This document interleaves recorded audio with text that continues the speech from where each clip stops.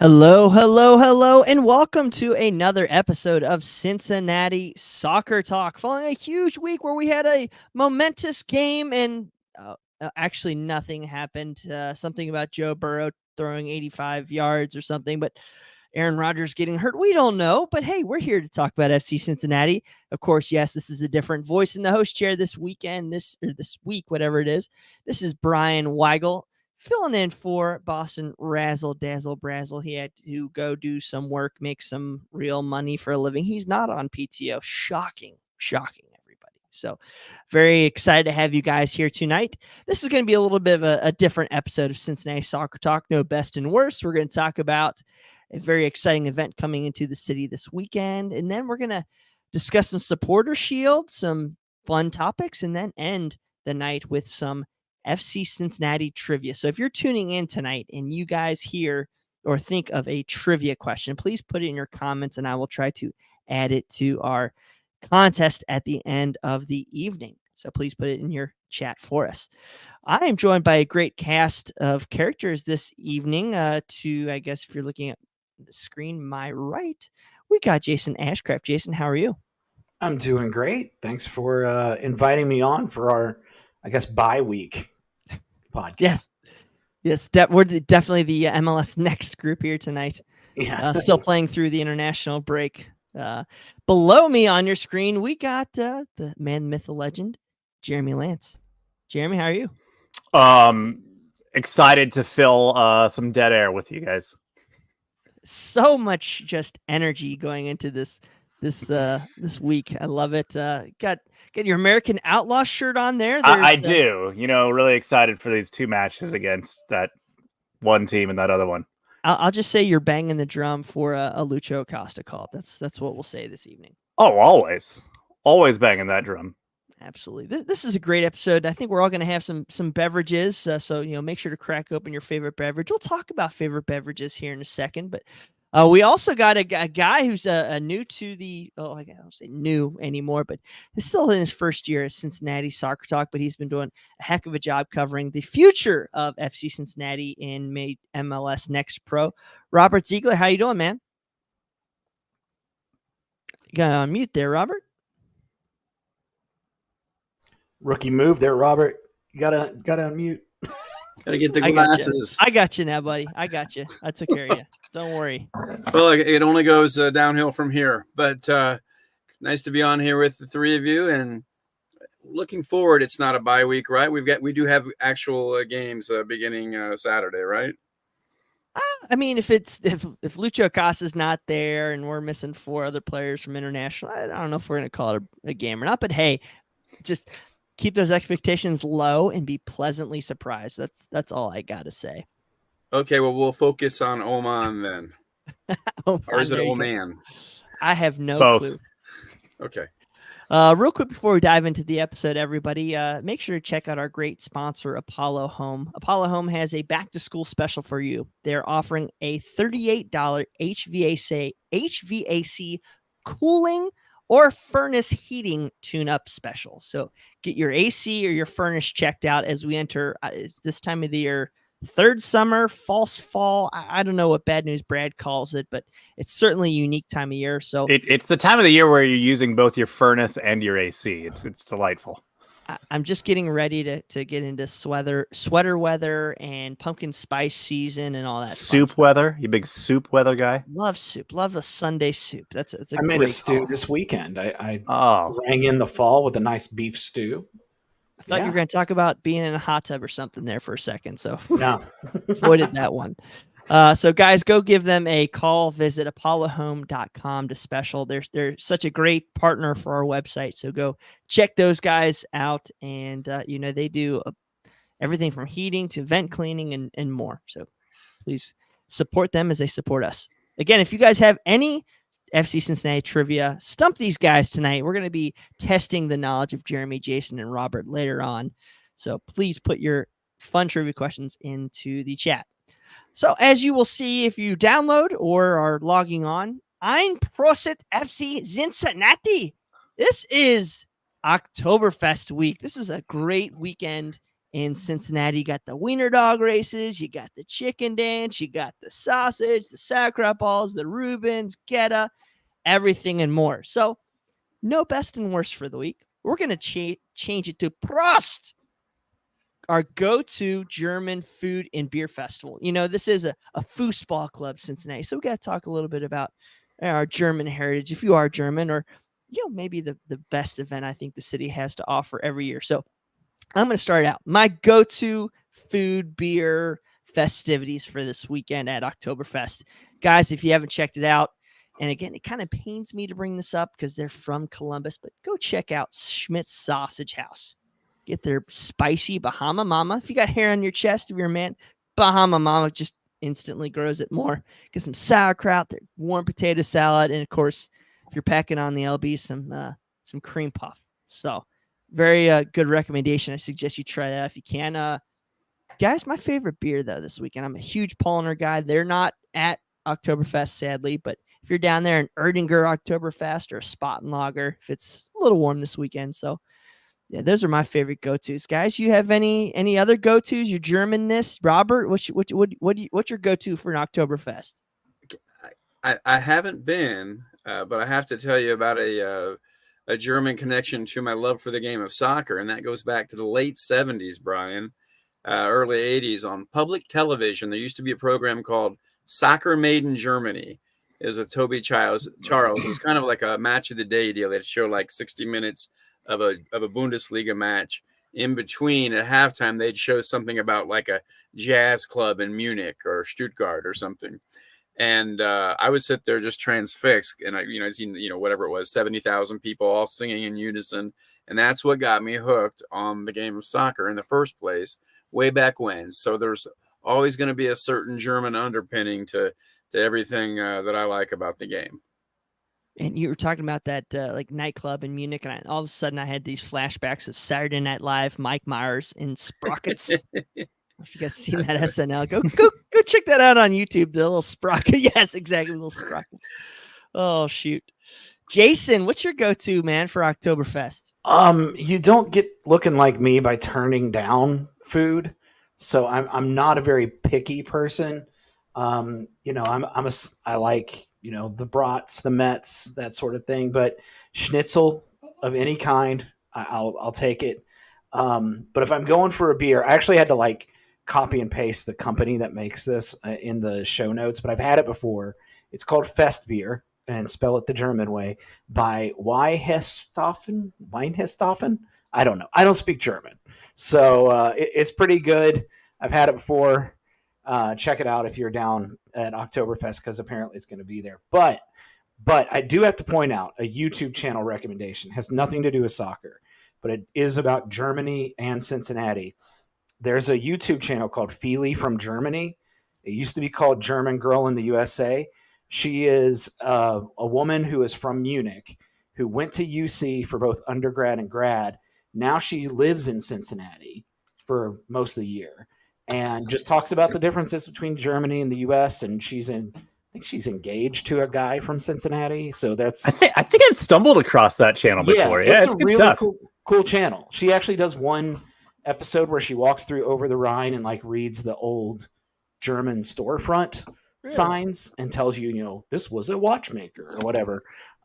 So it's really cool. Has nothing to do with soccer, but check it out anyway.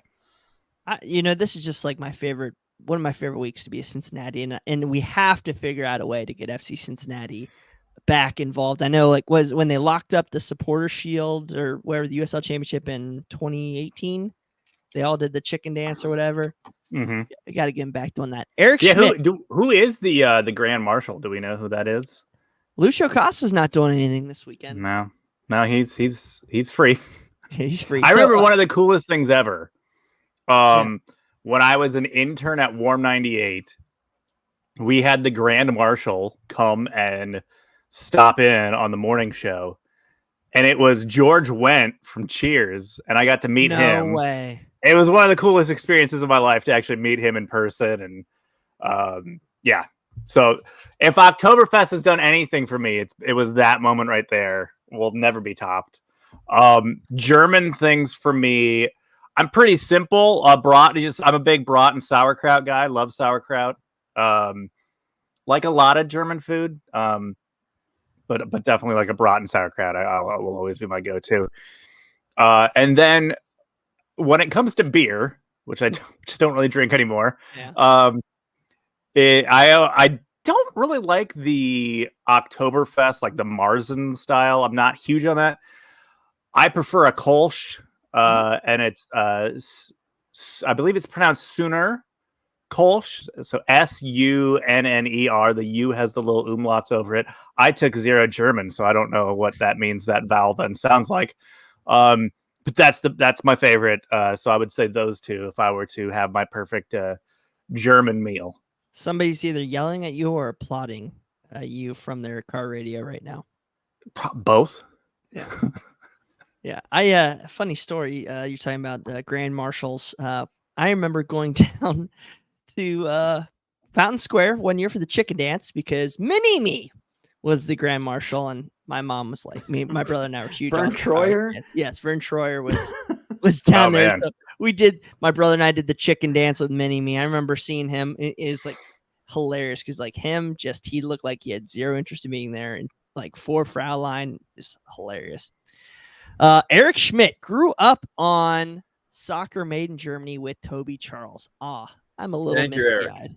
If I'm not mistaken, ESPN Plus for some reason has that on their archives. There's a few episodes. Yeah, a few episodes. It's so if you wanted a taste of it, you can go check that out. Yeah, it's like Franz Beckenbauer and just all kinds of great stuff from those days. And when they would win the Bundesliga, whoever won it, the fans would cut through the fence and storm the field, and the helicopters would come in, and it was craziness.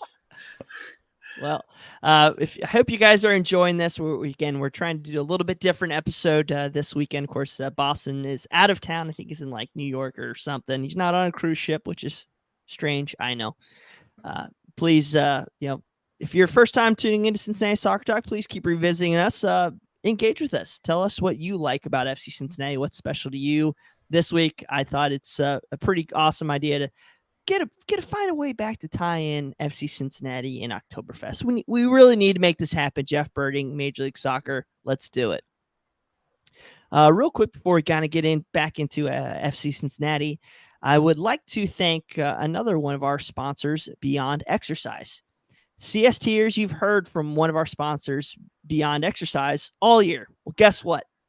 They have moved into a new 6,500 square foot facility in Madisonville. So mark your calendars for a special open house on Friday, October 13th. Yes, Friday, October 13th from 5:30 to 7:30. They're still going to be providing the same great services out of this new location, but are rolling out a brand new ACL injury prevention program. Beyond Exercise piloted it with your favorite FC Cincinnati players, Nick Hegland and Brandon Vasquez, the past couple of seasons, knock on wood.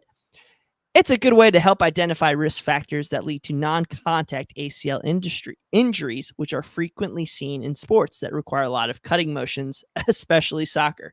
So keep listening as we'll begin a new promo for this program in October. Go to www.gobeyondexercise.com for more information. I'm going to need them to set up a spot at Chelsea Football Club because we're blowing ACLs like crazy over there right now. New York Jets probably wish they had that too. They might, yeah. Is that what it is? That's what they're saying about Aaron Rodgers? Oh, I don't know. Poor guy. Actually, no, not poor guy. They'll just rub some Geritol on it. He'll be fine. Oh, you can get in touch with us, CSTers, at Cincy Soccer Talk on Twitter, or email us at feedback@cincinnati-soccertalk.com. Our email address, feedback@cincinnati-soccertalk.com. All right, guys. So there was some news this week, or very little news this week, but something happened. We had the international break. So we had sent out several of our players on international duty. You had Santi Arias and Junior Moreno going out to their respective countries for World Cup qualifying in CONMEBOL. Fortunately, whatever, they did not play in their two matches, but each of their teams play on Tuesday. So keep looking out to see what Santi Arias and Junior Moreno do in their matches. These guys are veterans. They're set the tone kind of role, so I don't expect them to be starting nonstop, but still nice seeing them rewarded for them getting called up again for World Cup qualifying. I don't know if you guys saw this at all. Aaron Bupenza played right midfield as Mauritania eliminated his Gabon from African Cup of Nations qualifying. So are we a little surprised that Bupenza was released or went out for this qualifying coming off an injury? I mean, don't you think he probably should have stayed at home in Cincinnati? He flew all that way to play out of position. One game. And they got dosed out of that competition. It's a wild it doesn't seem super worth it. No. It's a mandatory window, right, though? It's a FIFA window, so I don't think the club can keep him from going if he really wants to go. It's not in the club's interest for him to go. And if I'm not mistaken, the African Cup of Nations, the finals are in January. Now, that's not in our season, but you really don't want him playing a whole tournament then either during the off season. So the result is probably a win for the club, although that's not even the top of the issues regarding Bupenza and his trying to get blended into this team right now. But is it wrong for me to say I'm glad they lost? Yes, I am. I don't think it's wrong at all. I think the other question is now, how long is it going to take him to get back to the U.S.? Because we've seen, unfortunately, with visa issues and passports and all that, rigmarole, like that's come back to bite us. And we're already missing some guys this weekend. So is he going to be able to get back in time, or is he off for the duration of the international break? By the way, I'm looking at the information from this match. So he played right mid. You had obviously some of the other big names there. Aubameyang playing up top. Banega. But the more interesting fact, their keeper got red carded in the 5th minute of this match. Oh my God. That might have something to do with them being eliminated. Yeah, 5th minute, straight red card to the keeper. Yeah, he struck the opposing forward in the face. In the context of trying to punch a ball, maybe, but the referee didn't think so. The ball was in the general area of the guy's face. We got to get Michael Lahoud back on here to talk about his adventures. A couple of years ago, when Mike was on the show, he would give us some behind the scenes of him and Kai Kamara traveling with Sierra Leone. And it's some wild stuff. And we got to get him back talking about on CST After Dark about all the trials and tribulations of AFCON and AFCON qualifying. Oh, I bet that's just an absolute wild time. Would be interesting. So we're going to jump around a little bit compared to what I put on the rundown. So we're talking about it, guys. Bupenza coming back from Africa. You had Santi and Junior that are still going to be with their teams till Wednesday morning. Now, no Lucho due to yellow card suspension. So going into this Saturday's match in Philadelphia, following that, you have a midweek in Montreal, then home versus Charlotte. I got to expect that this is going to be a heavily rotated group. I mean, Brett Halsey again at right back, right? That's what we're asking for, right? Who knows? He might be playing, left back too a little bit. He might be playing central mid. Yeah. Well, apparently fullbacks can play defensive midfielders, according to Tyler Pollock and Robert here. We talked about off air. So star defensive midfielder on a U17 World Cup team. Is Halsey now ahead of Alvis Powell at right wing back on the depth chart? Certainly, I think he's more dynamic. Dynamic. It's to me, it's okay. Why? You signed Ray Gaddis, or no, you signed Alvis Powell. Yeah, you did sign Alvis Powell. Wow, great question, Rob. I mean, it looks like he's played himself into that position. Obviously, yeah. I mean, he Powell was is experienced though.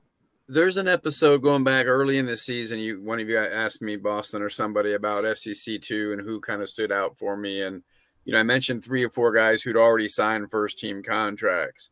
And the other guy I mentioned was Brett Halsey, who was actually playing left wing back then because Morgan Marshall, the coach's son, was playing on the right before he went back to college. And but he did have something to him, something a little more dynamic, pretty good athlete, right? Coach has made some good comments about, yes, he's done some good things, but let's be careful not to, promote him too quickly to being Alvaro's, replacement someday, and that sort of thing. But I'd say he is one of the more positive stories to come out of the FCC2 setup, though, if not the most positive so far. Mm-hmm. I mean, I know there's Dado and Kimi, but they're still, I think, trying to they haven't really had the same kind of impact, even on a limited basis, that Halsey has yet. But if he starts Saturday, then you should be able to have your first choice back 3, though, right? The defenders, they're all going to be available, mm-hmm. right? Yerson, Miazga, and Hagelin, I guess it is. Yep. You're still going to be able to have Obi Wobodo in that midfield, but is Kubo's probably starting for Lucho, and then Junior's coming back on short rest? Do you go with Malik Pinto, Marco Angulo? I think you give Angulo the start. Mm-hmm.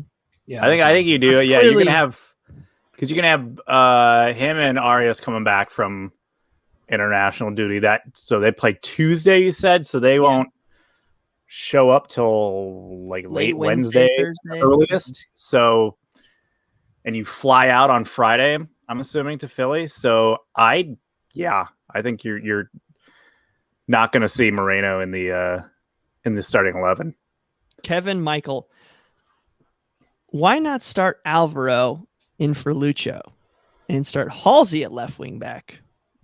Didn't we try that a little last year with Barrial at the 10, mm-hmm. and it just didn't quite work very Correct, well. It did not. I don't think it's horrible, but the way Kubo's been playing, I think that makes that decision a lot easier. Yeah, it definitely does. I just say better to have 2 guys in new positions for the day than 3. If you're moving different guys around. I mean, he could play there, but then why not put him where he's been playing all year and playing really well at left back? Yeah. And let's be honest, like, I know we all want the points record, and Coach Noonan is always, I mean, his track record is always very aggressive, even when we're rotating players. It's 1 or 2 players rotating, not 4 or 5. So I still expect a pretty solid lineup, but just do these constraints, and we'll talk about it here in a minute. I mean, the supporter shield, it's not like it's like 14, 15, 16 points out there.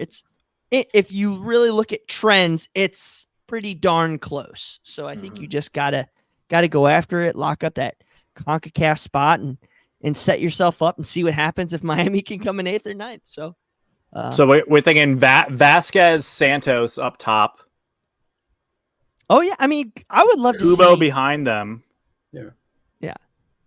And then Angulo and Obi. Yeah. So then that's not, I mean, we're not talking about like a horribly, like we're just playing half of the FCC2 side. Like that's still going to be a very competent side going out there. Mm-hmm. Sure. I think I would love to see Santos and even on the right side, either Powell or Gaddis coming back to Philly. You kind of have to you have to expect that they're going to go ratchet up an extra 5-10% on their amped upness, I guess you could say, to go after that match. So, of course, you never want to lose to your former boss as well, with Pat Noonan and Jim Curtin and Chris Albright. So, and so far, Noonan's side has always come up pretty tough against them. So, hopefully that continues. Plus, Don Baji is back. So, oh my God, a little extra up there up top, I got to talk about this. When has Dom Baji become our Lord and Savior? Listen, I am the president of the Don Baji Fan Club Cincinnati chapter. But, I mean, Bupenza's like gone meh, but he still scored in 2 of his 4 league games.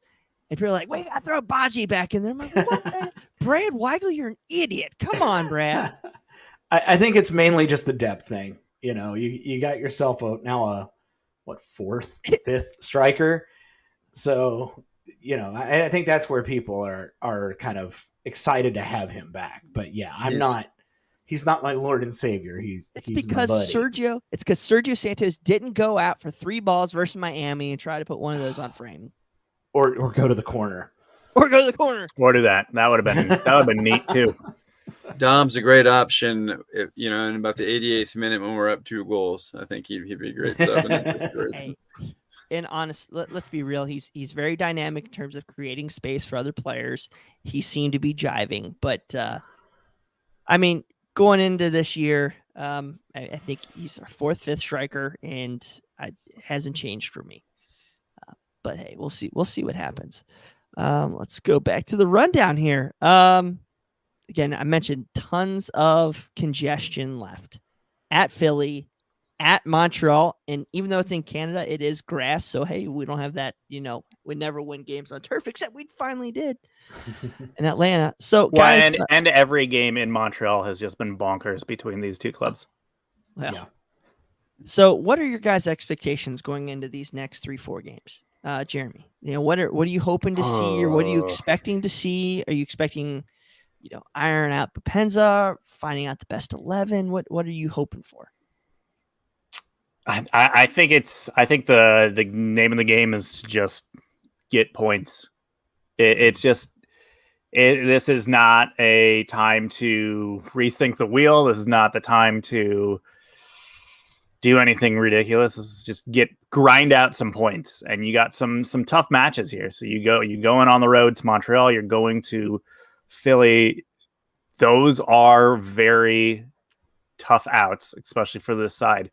Got to get points, got to grind it out. So what they do from a lineup standpoint, I think you're going to see Pat Noonan. I think it'll be relatively conservative as far as any kind of rotation that goes. I think the most rotation we're going to see is this weekend, just because you have so many guys flying back into the States. And no Lucho.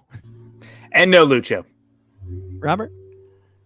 Yeah, that's obviously the biggest issue as far as getting a result at Philadelphia, that Lucho's not there. He's having an MVP season, and he makes such a difference. But I look at this team, and there have been, it seems like 4 or 5 times over the course of the season where I've thought, okay, this game they're going to have to take a step back. There's going to be a hiccup.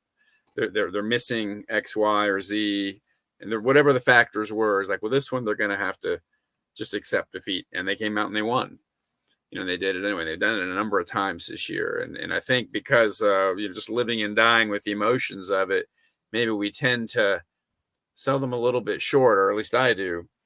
But I'm ready to say now that with that supporter shield, like you said before, Brian, really is within reach now. You get 7 points out of 9 these next 3 games, which I think is very doable. You're almost there.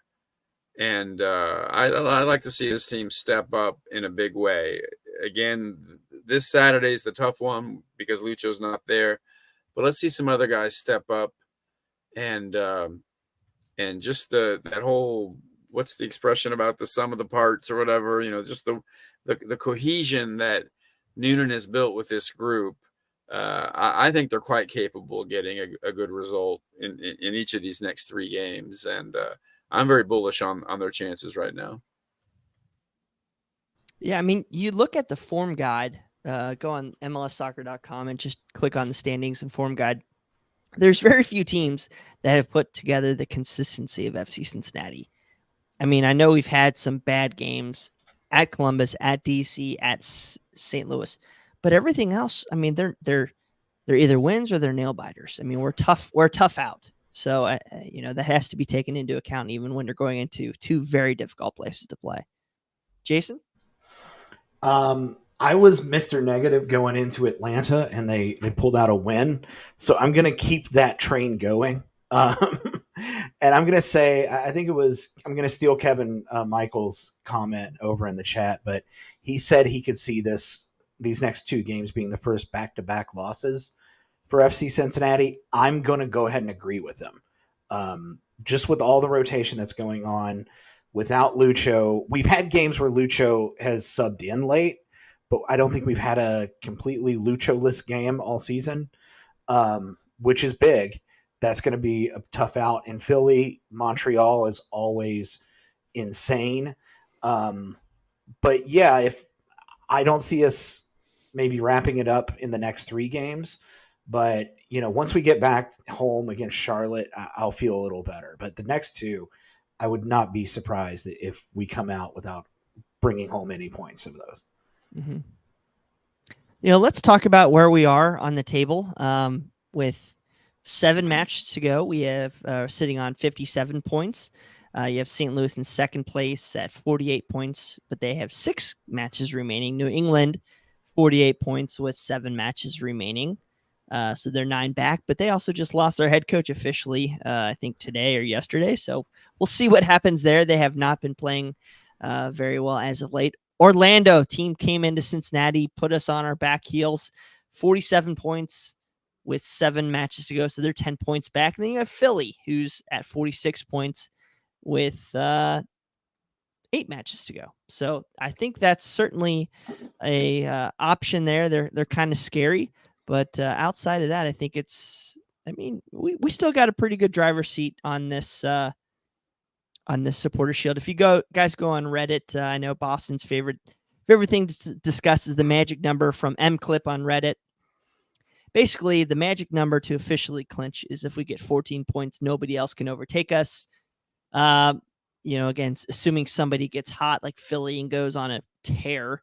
The real number, if form would hold according to MClip, is 4 points. I think that's like that. fairly obtainable. Yeah, we were talking in our discussion earlier. We're sitting in a great spot right now. Again, with 57 points, I think if we get to 64, I could even see it being less, considering all these teams are playing each other. Orlando's playing Miami. I think Philly and Columbus play each other. So there's going to be a lot of points taken off of each other. It looks like St. Louis is the only team that has any real chance of catching us at this moment, realistically speaking. The West stinks, right? And that's the thing. The West is not very good this year, and I'm just on St. Louis's schedule right now. So they're next. They've got Saturday at Houston, Wednesday at home against LAFC. So, and then after that, they got Minnesota, Sporting, Vancouver, and Seattle to round out the season. So they have a kind of like us, kind of a mixed bag schedule. There's some tough games on there, but there's also some games that they should win. But then again, St. Louis lost to Sporting not too long ago either. And Sporting has not been good this year. Jason, we had so many results just this past, when they had like a half schedule in MLS that went our way for FCC. Mm-hmm. Just about every one is just what we would have wanted. But one twist on what I said, my optimistic take is that if we do what you said, if we come away with 0 points from these next 2 games and St. Louis win 2, then there's a whole lot of psychological that gets thrown into it too, in terms of hanging on to that lead. Oh, we thought we were in the driver's seat and now we're hanging on for dear life. So I think it's really important to get some points from these 2 games. Mm-hmm. Just some news from Jeff Tebbets. He kind of did a form guide comparing all the teams in contention have to play coming down the stretch. I think the average it favors FC Cincinnati. And now, of course, they play Miami, and that the whole points thing is skewed. But the average point total that these teams sit on right now, Cincinnati, the average opponent is on 33 points. Orlando's on 35.5. Revs 37. Crew 40.5. And Philly, of course, they play us this weekend, would be at 42. So certainly looks to be fairly well set up for FC Cincinnati. Brian, I was looking at the formula that Jeff and Ken in our Slack channel were talking about with these probabilities and all. And apparently they're working together on a new astrophysics textbook or something like that. I was really struggling to follow the math on what they were saying. I'm going to ask them to do my taxes this year. Yeah, I did have something here. I can't believe I'm putting this on our show. No, I'm joking. Ben Wright from Nashville Great resource if you guys go follow him. He put this beautiful conference playoff picture chart together just to kind of see where teams are estimated to be, where they sit now. He had Cincinnati finishing with 71 points in first, Philly 62 in second, the Revs 60 in third, Orlando 59 in fourth, Columbus 56 in fifth, Nashville in sixth somehow with 51. I don't see it the way that they're playing right now. Atlanta 7th, Montreal 8, DC 9. But again, that whole thing changes dramatically when you phase in Miami's current run of form. So when did he pull this today? This was today. I Okay. think he actually changed, or one of his comments was if Miami holds up, they will be in 8th place, I think, with 48 points roughly. So we'll see how that goes. But yeah, check out Ben Wright on your social media. Great. And just to look at Ben's projected, because he had the max was 78. Would that put us over that the would points 74? Record? That would be What is the record? 74, I think. 74, I think. 76, 74. Somebody can correct me on that. It was on last week's show. I deleted it off my rundown this week. So we'll see what happens. All right, guys. Let's see. Anything else? Again, don't look now. Miami's 73. coming. 73. Yep. So it's possible. It's certainly possible. Real quick, guys, if you have any trivia questions, please throw it into our chat. We're going to start that here and see how smart Jeremy, Jason, and Robert are. Again, we are in our final time of the Cincinnati Soccer Talk guessing, I guess, what would we call it? The Growler Cup. Sorry. So we're in our final section of Growler Cup. So every year, we appreciate all of our donors to join and join us on Patreon, donate, and they can play in our Growler Cup predictions contest. So just want to say thank you to all of you guys for participating in that. And this year, we're going to be launching a whole nother season of that next year. So please keep joining and play along with us as we go into another fun year of that. So thank you to our newest Patreon, Joseph of Hanger 937.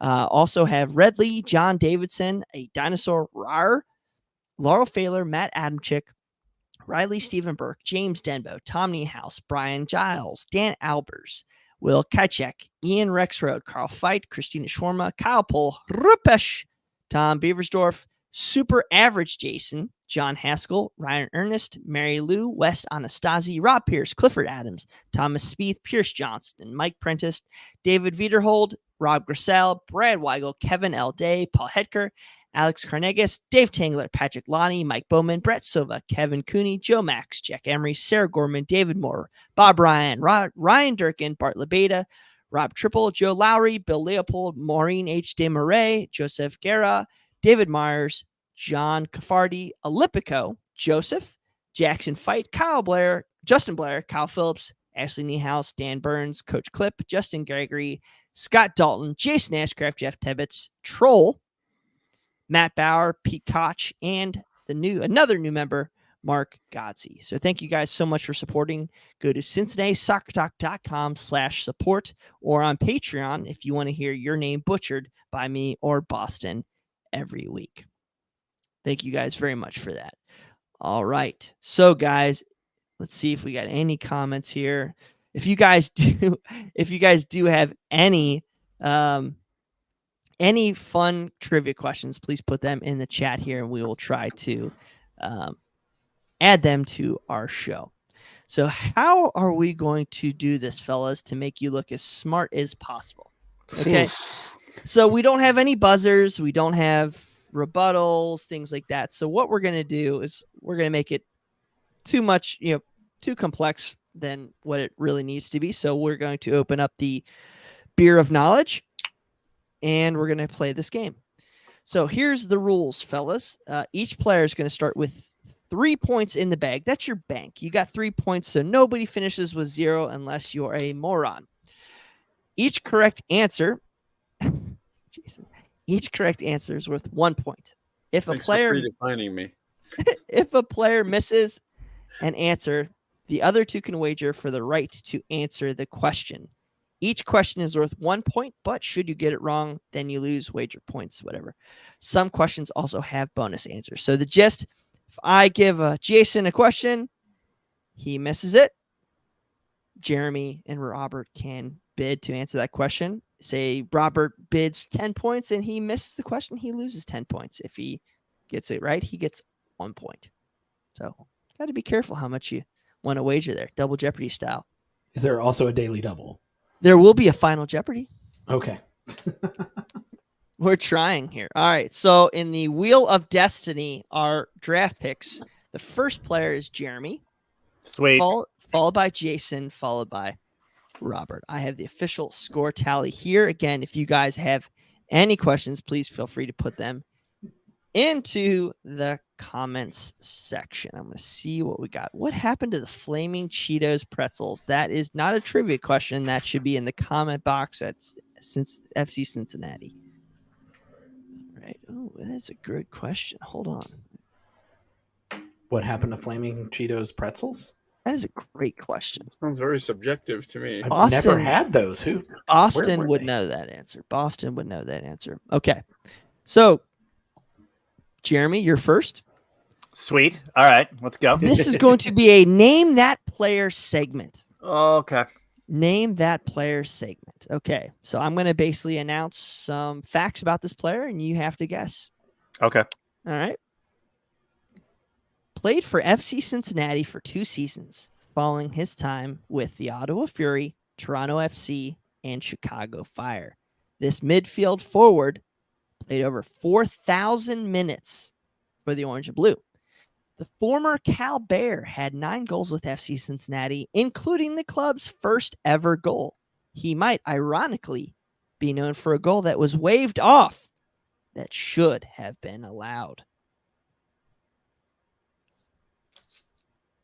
Uh-oh. Stumped or frozen? I don't know. He likes to take his shirt off. Everyone likes to do that. Oh my God, everybody's gonna be like, I gotta close the chat or something because all you guys are gonna ruin it. I'm gonna guess Wiedemann. It is ding ding. Jeremy with a point. Now he's got 4. Andrew Wiedemann. All right, Jason, you are on the clock now. Oh, great. Dude, the first round of questions is, to me, super easy, and I've tried to name drop as many of these guys throughout the I labored on that one way. I was the guy more than I living thought I would. out west during the USL years. So Yeah, that's right. Oh yeah, you were, weren't you? Oh no, you're in trouble. Actually, this one is probably right up your alley. This Great Dane scored 22 goals in 51 games for FC Cincinnati. Still highly thought of in FC Cincinnati circles. The forward moved to Cincinnati traded mid-season. He drove his car across the country that same day to join the team for a training session. He has over 100 career goals and stops in Denmark, Iceland, and the U.S. And in the name pronunciation guide, he has one of the most memorable pronunciations. Nazmi Al-Badwi? He had 22 goals in 51 games for FC Cincinnati? But you said the pronunciation guide. Yeah, you also said Great Dane. You said Great Dane, and my first guess was Marmaduke. Okay. Marmaduke is the correct answer, and certainly it's a square. All right, so can I steal that? Robert or Jeremy, you guys got to bid. Jeremy, you got 4, so you could say you want to bid all 4. Robert, you got 3. You could be outbid. Bid all 4, Jeremy. I'm bidding 2 points. 2? Robert, how many you feel? I do not feel like I should bid. All right, Jeremy, it's all you. Is it Danny Koenig? Danny Koenig. Danny Koenig. Jeremy, moving into that was 5 my other spot. guess. Danny Koenig. Danny Koenig. All right. Oh, for sure it was Marmaduke. So I didn't lose any points. No, you didn't lose any points. You didn't lose any points. All right, Robert. This Sierra Leone International came to FC Cincinnati following a record-setting season in Miami. With over 120 MLS matches played, this midfielder brought experience that helped FC Cincinnati to their first ever hardware. Following his time in Cincinnati, he would go on to play for San Antonio before retiring. Now you can catch him on many CBS national podcasts. He was on a Cincinnati Soccer Talk podcast very recently. You can also catch him on Paramount Plus, CBS Galazzo Network, and more. I name dropped him earlier today. I used to be the administrator for a club that he played for, Mike LaHood. Oh, yes. Bing, bing. Let's go, Perfect. Robert. Robert. Ultimate rig job. Jason's ass right now. All right, back to Jeremy. Kicking your Yes. butt, Jason. This midfielder is one of 2 original USL players to make it onto the MLS version of the club. He featured for nearly 7,500 minutes for FC Cincinnati and had a worldly goal in the inaugural preseason versus NYCFC. This creative player also played for our rival, Louisville, and now works for the club. And plays in my league. Corbin And Bone. he was, yes, Corbin Bone, ding, ding. Jeremy was 6. I mean, he was also part of our pregame broadcast this year at Grainworks. Jason, you are up. Oh, you're so screwed. Oh, great. Actually, you know what? Being out west, you might be all right. This is actually a tricky one. You said that last time. It didn't. Yeah. Didn't pan out. Yeah, I know. Yeah, you got 2 West Coast ones. Hilarious. Acquired in 2018, this midfielder has played for 2 other MLS clubs. So FC Cincinnati +2, including the Columbus Crew. He helped FC Cincinnati secure hardware in their final USL season and would go on to win an MLS Cup later on in his career. He had 26 total appearances for FC Cincinnati, including the USL, MLS, and MLS's back tournament. His time in Cincinnati was marked by inconsistent play following several injuries.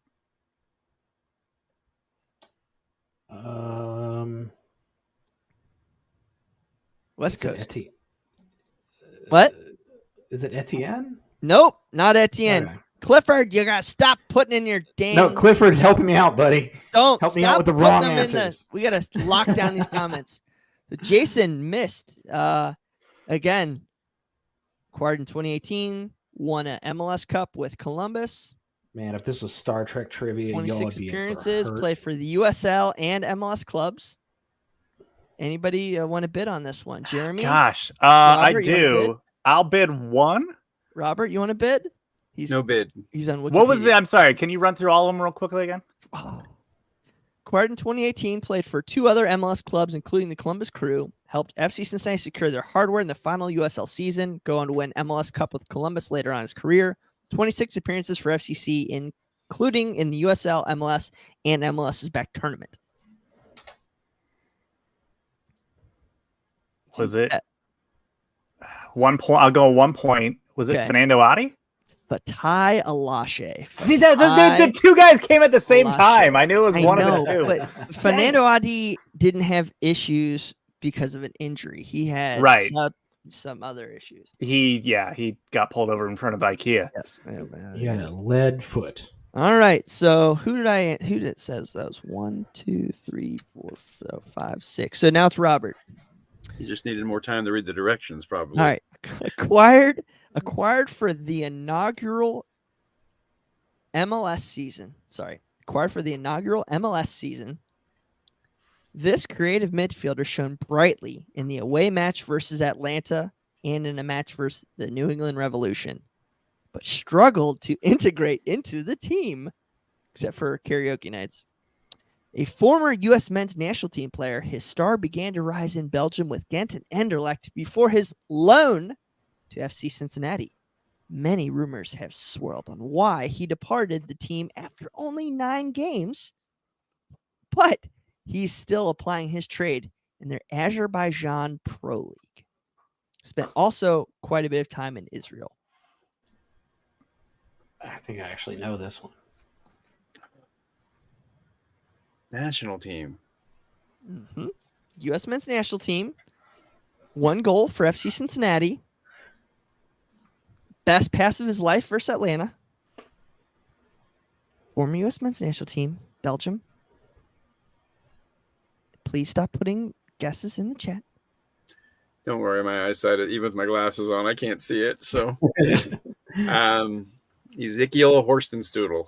Ah, yes, Ezekiel Horstenstoodle. Jeremy or Jason, you guys want to bid on this? I'll bid all 3 of my points. I'll bid all of my points, which is more. Oh, okay, Jeremy, you got 5. All right, go ahead. It's Kenny Saif. Kenny Saif. Boom, boom, boom. Wow, Jeremy's 6. He's just running. He's running train over you, Jason. Sorry, buddy. All right, your turn.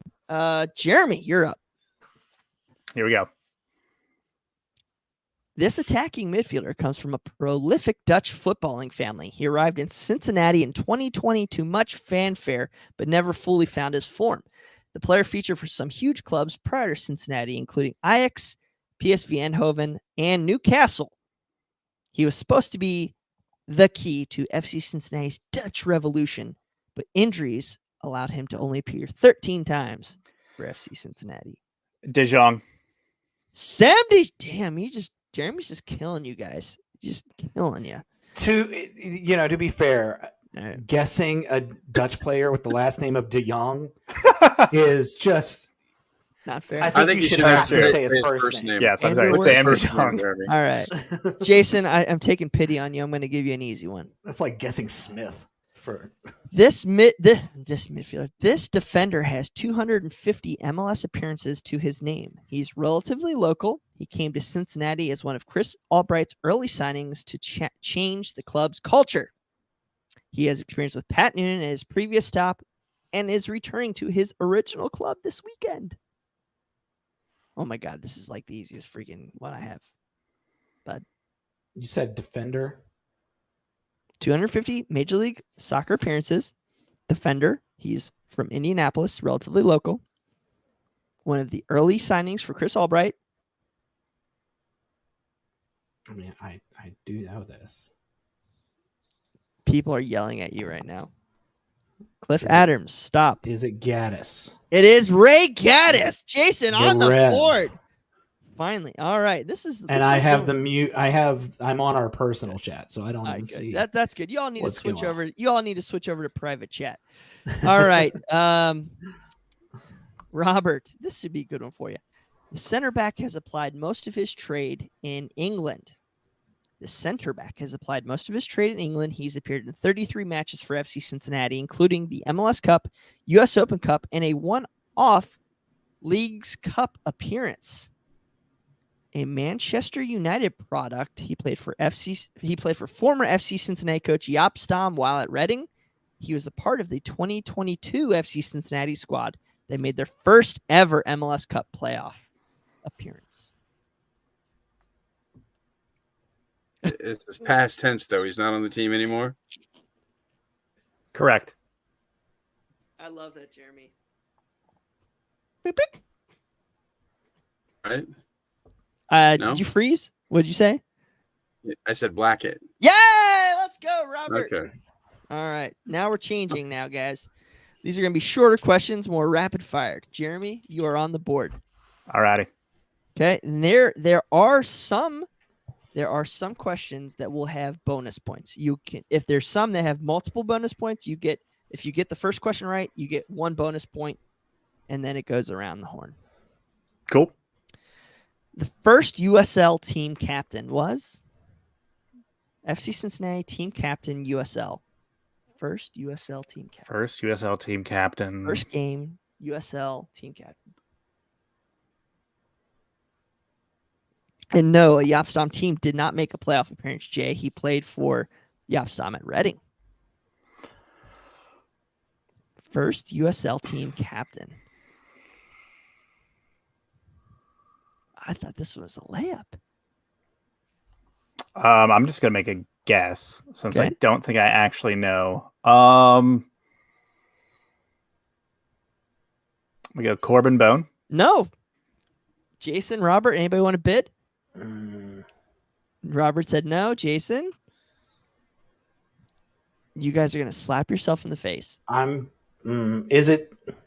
It's probably not someone we already mentioned. You got to tell me. You got to bid if you want it. You got to tell me how many you want to lose. No, I don't want to lose any of my points. Just bid, Robert. Can I bid 1 point? Yeah.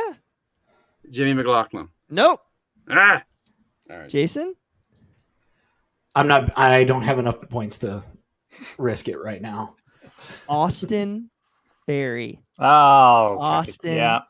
Berry. First USL team captain for 2 years. I have his jersey right there. Right there.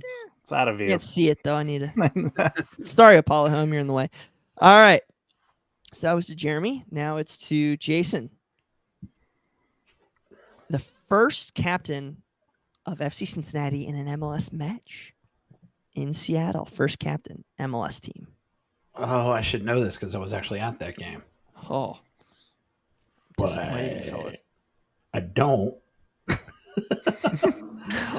Because it was. You want to also venture a guess? a very fun time. It's not Fernando Adi. No, Not Fernando Adi. it wasn't Manu Ledesma. No. Was Okay, not. that was my guess. Okay. Anybody else? I want to bid, but I'm afraid to. That's such a huge lead, bud. You got a 3.4. Yeah. 3-point lead. Biddy, folks. Yes. Somebody got it right in the chat. I'm gonna. Oh, Just bid one. Robert's not gonna. I'm a bid one. Okay. Was it Bertoni? Nope. Oh gosh, Robert. He scored. he It scored. was Kendall Waston. Oh, that's Kendall- right. Oh, that makes sense. That's Costa yeah. Rica. Okay. This is to Robert. Oh, this is so cruel. There are trick questions. Who was FC Cincinnati's first round pick in the 2020 MLS Super Draft?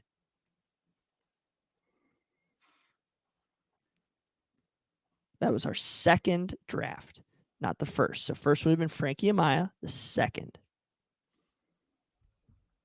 First round pick. First round pick.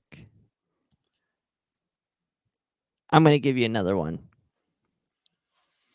Do Jeremy and Jason, you guys have any idea? We didn't have a first round pick. You should have bid. Bonus point, Robert. Why did we not have a pick? Well, I suppose either it was a penalty of some type or they traded it.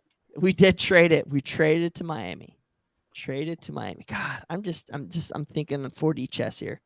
I give Robert a point for that. I don't get a point for that. That's all right. All right, Jeremy. Take it, Brian. Who scored FC Cincinnati's first goal in MLS?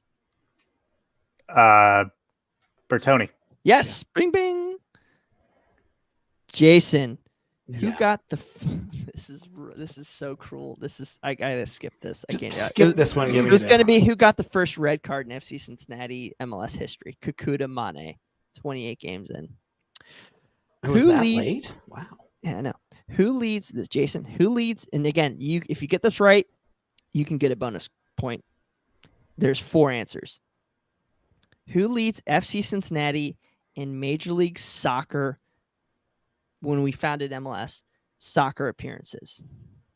What player leads us in appearances since we joined Major League Soccer? There are 4 different options. No, there's one option, but One there's option. but then there will be additional bonus points. I'm gonna say Nick Haglund. Nick Hagland is correct. And your bonus point. There's 3 more answers. You need to name the second, third, or fourth. Doesn't matter. Just name a player who has the second most, third most, and fourth most. Kubo. Kubo is Yeah. third. So Jason got 1. Robert, you're up. Do you want 1? There's 2 other ones. 2 other players that lead. So it's Hagelin first, blank second, third Kubo, blank fourth.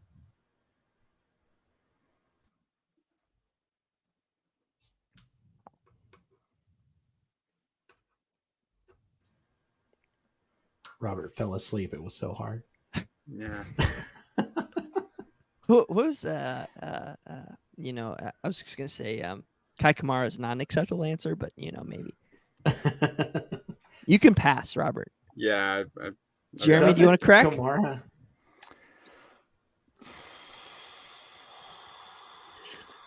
Powell?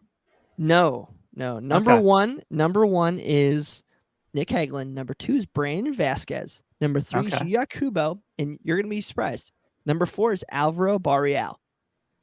Really? In 'Cause appearances. he was there. right? He was there Yeah. before Lucho. Remember this, y'all? Yeah, Barreal was a Mhm. Dutch All right. introduction. So that was Jason, right? Did Yeah. you do that right? Mhm. Okay, so now it's Robert. Who has scored the most goals for FC Cincinnati in all competitions since joining Major League Soccer?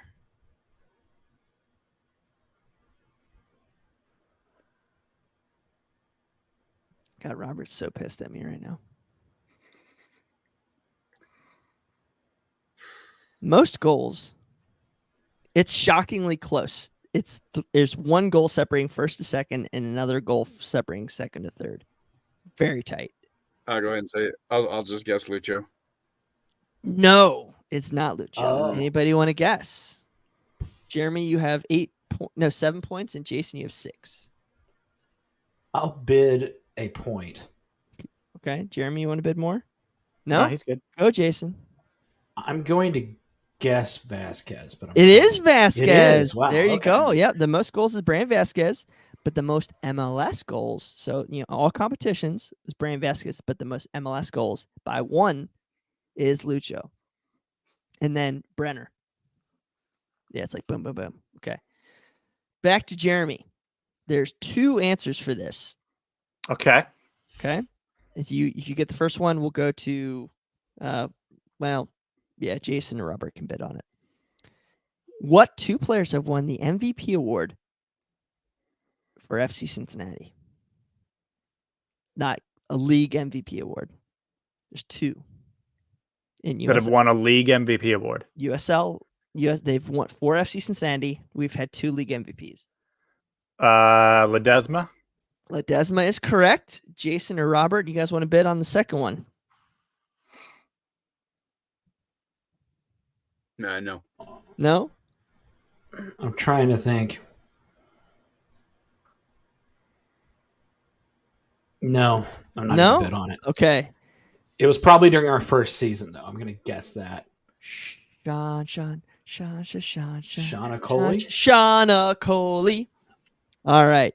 Okay, so I gave Jeremy, I guess I need to give you 2 these final before we do Final Jeopardy here. Name, this is to Jason to start. Name the first team win for FC Cincinnati in our USL days. Oh, First the first win. team win. First win we've had when we were in USL. Oh, I know this. I'm so mad at myself. Because they tied They tied. Charleston. Or they lost to Charleston. First win? First win was on the road. Robert, I give you the easiest one here next. I'll still miss. First win Major League Soccer. Man, I'm so mad at myself. I know this, but my brain is not working. Harrisburg City Islanders. Very close. Anybody want to bid on this? Very close. Very close. Anybody want to bid on this? I'll bet 1 point Reading. No. Even closer, though. Can I bid a point and guess No. again? No, Dang you it. cannot. I think I know it now, but Jeremy, free bid. Oh, I guess whatever you want to bid. 1 or none. I'll bid 1. Okay. Is it the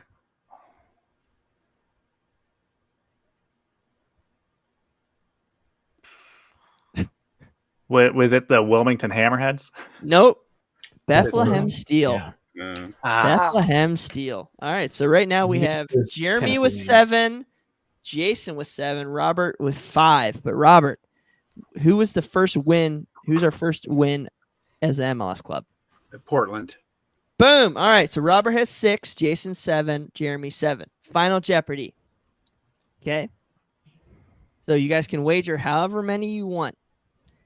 This is going to be a reference to the inaugural FC Cincinnati MLS squad. So 2019 squad. So think about how many points you want to bid and tell me is a player on the 2019 MLS squad. Okay? So I'll give you 5 seconds to think about how much you want to bid. Are we writing these answers No, down just, when we do this? Yeah, that's probably smart. Probably a good idea. Anybody probably should have said that. As Jeremy digs around for a I pen. know. I'm sorry. Jason, how much do you want to wager? I'll wager 2 points. 2. Jeremy, how many you want to wager? Said a 2019 player. And there will be a bonus point, yes. I'll do 3 points. Robert? I will bid all of them, babe. 0 points. Oh, you suck. Come on. Now, let me do my Caddyshack imitation. Miss it, miss. All right. There will be a bonus point. Okay. So ready to write this down, fellas? Okay. Sure. So you're going to give me the leading scorer on the 2019 FC Cincinnati MLS squad. The leading scorer of 2019 FC Cincinnati. The bonus point is how many goals did that person score that year? Robert's like, I hate this game so much. All right, I think I have it. Okay. Now somebody's All right. So, what do you guys? Do you have it written down? Yeah, mine's written down. Hold on, I gotta double check something real quick because somebody's freaking me out. 1 second. Did a lot of research on this. Now somebody said something in the chat. All right. Cool. I was right.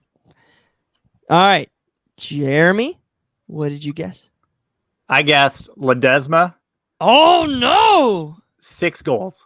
1, 2, 3 off. Jeremy lost. Jason? I guessed, well, I don't know if you can see it. Darren Maddox. Oh, 2. Okay, he lost. Okay. And I guessed 4 goals. But and Robert didn't guess anything. Oh, I did guess. I What'd you guessed guess? Tom Smith. There you go.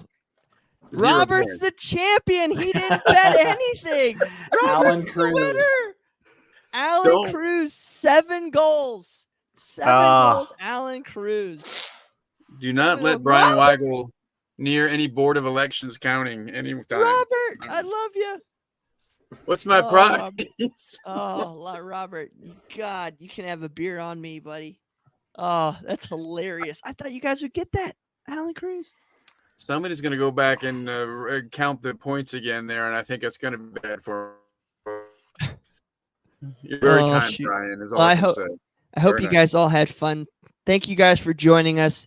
Thank you all very much. Where the heck is Alan Cruz? He's back in Costa Rica, I think, playing for somebody. So he's playing now, and he also runs a fishing charter. Fishing charter, yeah. The dude made like what, $4 million when here. I'm not losing any sleep over Alan Cruz. So, guys, thank you very much for tuning in. I hope you enjoyed this different episode of Cincinnati Soccer Talk, and we will see you guys again next week.